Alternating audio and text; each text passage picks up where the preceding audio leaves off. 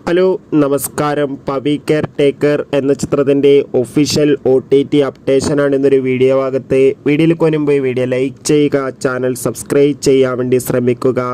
Dileep, Johnny Antony, Dharmajan എന്നൊക്കെ പ്രധാന കഥാപാത്രങ്ങളായ ചിത്രമായിരുന്നു പവി കെയർ ടേക്കർ.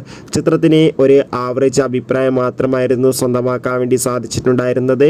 എന്നാലും എല്ലാ സിനിമാ പ്രേമികളും ഒരേപോലെയാണ് പവി കെയർ ടേക്കർ എന്ന ചിത്രത്തിൻ്റെ OTT റിലീസ് അപ്ഡേഷൻ അറിയാൻ വേണ്ടി കാത്തിരുന്നത്.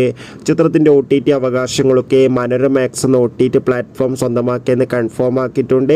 ചിത്രത്തിൻ്റെ സാറ്റലൈറ്റ് അവകാശങ്ങൾ മഴയിൽ മനോരമയും ചിത്രം തിരുവോണനാളിൽ മഴയിൽ മനോരമയിലൂടെ സംപ്രേഷണം ചെയ്യുമെന്ന് കൺഫേം ആക്കിയിട്ടുണ്ട്.